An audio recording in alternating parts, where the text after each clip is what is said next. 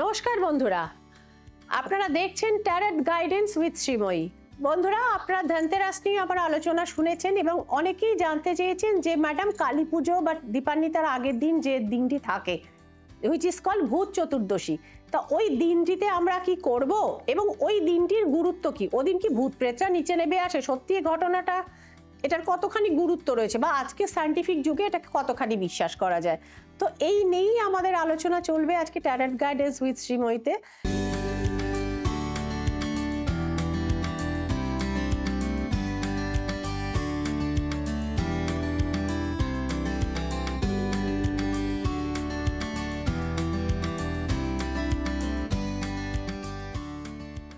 ভূত চতুর্দশী বা নরকা চতুর্দশী যেটিকে বলা হয়, সেটি হচ্ছে আমাদের দিওয়ালির আগের দিন, অর্থাৎ ধনতেরাসে আর দীপাবলির মধ্যবর্তী দিনটিকে বলা হয় ভূত চতুর্দশী। এবং বিশ্বাস করা হয় যে ওই দিন স্বর্গ এবং মর্তের অর্থাৎ নরকের দরজাটা মাঝখান থেকে খুলে যায়, অর্থাৎ সোজাসুজি একটা কানেক্টিভিটি তৈরি হয় মর্ত এবং নরকের। ন্যাচারালি ভূত প্রেত ওরকম ভাবে সরাসরি বিশ্বাস না করলেও নেগেটিভ ফোর্সেস বা নেগেটিভ এনার্জি তো আমাদের এই পরিমণ্ডলে, এই বায়ুমণ্ডলে রয়েছে, প্রচুর অতৃপ্ত আত্মাও সেখানে ঘুরে বেড়ায়।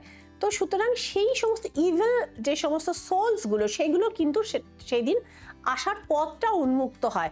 অনেকে হয়তো চলে আসে, অনেকে ফিরে যায়, অনেকে কিন্তু ফিরে যায় না এবং থেকে আমাদের লাইফে নানা রকম হার্ম করে। দেখবেন অনেক ভালো ছেলে মেয়ে, তারা হয়তো জীবনে কোনো খারাপ কাজ করেনি, বা প্রচুর মানুষ জীবনে বহু পুণ্যকর্ম করছেন, খুব বিশ্রীভাবে কিন্তু অ্যাক্সিডেন্টে মারা গেলেন, বা তাদের হয়তো কোনো মানে বিচ্ছিরিভাবে তাদের হয়তো মৃত্যুটা হলো। তো সেক্ষেত্রে অনেক সময় কিন্তু এই যে সমস্ত ইভিল পাওয়ারগুলো চলে আসে এবং তারা যে ফিরে যায় না, এরাই কিন্তু নানা রকম কর্মকাণ্ড যেটা ঘটায়। বন্ধুরা, সমস্যা যখন রয়েছে তার সমাধানও আমাদের শাস্ত্রে কিন্তু বিধান রয়েছে। এই যে ভূত চতুর্দশীতে 14 শাক খাওয়ার নিয়ম, এটা কিসের জন্য? 14 রকমের শাক হয় এবং এটা সায়েন্টিফিক ব্যাখ্যা হচ্ছে এই শাকগুলো আমাদের ব্লাডকে, অর্থাৎ আমাদের রক্তকে পরিশ্রুত করে, পিউরিফাই করে, অর্থাৎ আমাদের শরীর স্বাস্থ্যের যে কটা সমস্যা রয়েছে, সেক্ষেত্রে কোষ্ঠকাঠিন্য থেকে শুরু করে সর্দি কাশি, ব্রঙ্কিয়াল প্রবলেম, নানা রকম সমস্যা, সেগুলো সমাধান করে।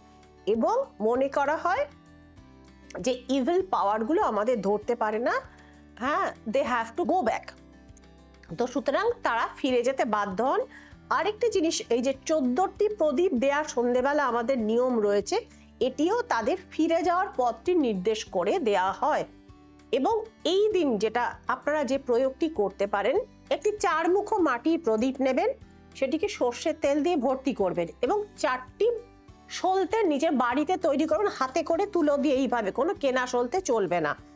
তো 4টি মুখ প্রদীপের চারদিকে 4টি সলতে দেবেন এবং প্রদীপটিকে সর্ষের তেলে ভর্তি করে বাড়ির সাউথের দিকের কোনো জায়গায়, ছাদে বা পাঁচিলে ওটিকে জ্বালিয়ে দিয়ে আসবেন ভূত চতুর্দশী দিন সন্ধ্যেবেলা। এবং পেছনে ফিরে আর তাকাবেন না এবং প্রদীপটি নেভাতেও যাবে না যতক্ষণ না প্রদীপটি সারা রাত্রির জ্বলে নিজে থেকে নিভে যায়।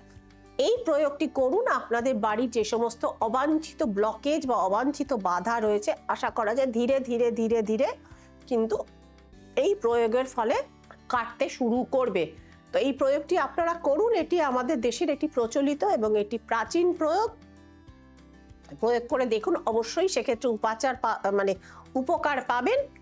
আর একটি জিনিসও আপনারা করতে পারেন, ভূত চতুর্দশী দিন দুপুরবেলা আপনারা একটু ভাত রান্না করে, অর্থাৎ অল্প করে একটু চাল রান্না করে, ভাত করে, তার মধ্যে কালো তিল মেখে দেবেন এবং আরেকটি ওই সর্ষের তেলের প্রদীপ সহযোগে, সেটি একমুখ হলেও হবে, মাটির প্রদীপ হবে, সেটিকে 4 রাস্তার মোড়ে ভর দুপুরবেলা রেখে আসবেন। এবং কেউ ডাকলেও কিন্তু আর পেছনে ফিরে তাকাবেন না, সোজা বাড়িতে এসে কাপড় চোপড় ছেড়ে নেবেন বা স্নান করে নিলে ভালো হয়। তো এই প্রয়োগগুলো থেকে বাড়ি থেকে নেগেটিভিটি, কোনো যদি অপদেবতা আপনার বাড়ির উপর মানে থাকে না, কুদৃষ্টি পড়ে থাকে, ইভিল আইজ আমরা যাকে বলি, সেগুলো থেকে এগুলো কিন্তু মুক্তির পথ। এটা হচ্ছে টোটকা। এরপরে কোনো রকম মানে গুরুতর সমস্যা কিছু থাকলে যোগাযোগ করতে পারেন শ্রীময়ীর সাথে। এবং অনেক সময় থাকে যে অনেক বাস্তুতে অনেক সময় হয়তো পূর্বে অপঘাত হয়েছিল, জানা ছিল না, আপনারা গিয়ে হঠাৎ করে বাড়িটা কিনে ফেলেছেন, তারপর থেকে নির্দিষ্ট একটি ঘরে ঢুকতে পারেন না, বা ঢুকলে কোনো সমস্যা হয়, শরীর স্বাস্থ্যের হানি হয়, অর্থাৎ শাপিত বাস্তু, কোনো বাস্তু শাপিত বাস্তু কিনা সে বাড়িতে বাস করার আগে কিন্তু চট করে বোঝা যায় না। তো শাপিত বাস্তু সংক্রান্ত ক্রিয়াগুলো কিন্তু এই ভূত চতুর্দশী এবং দীপান্বিতা অমাবস্যায় হয়। এবং আরেকটি জিনিস হয়, এটি সম্পর্কে খুব একটা আলোচনা কোথাও শুনবেন না, বাড়ির ব্রহ্মস্থানের ঊর্জাটা বাড়ানো। প্রত্যেক বাড়িরই বা ফ্ল্যাটেরই একটি ব্রহ্মস্থান থাকে। তো সেই ব্রহ্মস্থানে অনেক সময় আমরা আজকাল স্পেস কম থাকার জন্য ভারী ভারী জিনিসপত্র, এমন সমস্ত জিনিসপত্র এনে রাখি যেটা আমাদের ব্রহ্ম শক্তির পরিপন্থী। তো সুতরাং সেক্ষেত্রে থেকে বাড়ির মানুষের নানা রকম দুরারোগ্য রোগ দেখা দিতে পারে, মানুষের সম্পর্ক নষ্ট হয়, জটিল মামলা মোকদ্দমায় মানুষ জড়িয়ে পড়েন, অপঘাতে মৃত্যু হয়, ম্যারেজ নষ্ট হয়ে যায়, ছেলেমেয়েরা দুর্বিনীত অবাধ্য, অর্থাৎ নানা রকম কিন্তু ব্রহ্মবাস্তুর শাপ লেগে যায়। সেগুলো থেকেও কিন্তু এই সময়ে কিন্তু মানুষ মুক্তি লাভ করেন বিশেষ ক্রিয়ার মাধ্যমে। যদি করাতে চান, নিচে দেওয়া নাম্বারে অনলাইন বা অফলাইনে শ্রীময়ী প্রতিকার এবং রেমেডি আপনারা অনলাইনেও কিন্তু বাড়িতে বসে আপনারা পেতে পারেন। সেক্ষেত্রে যার দরকার তিনি যোগাযোগ করে নেবেন। ভালো থাকবেন, আনন্দে থাকবেন, দীপাবলি সমস্যা মুক্ত থাকবেন। নমস্কার।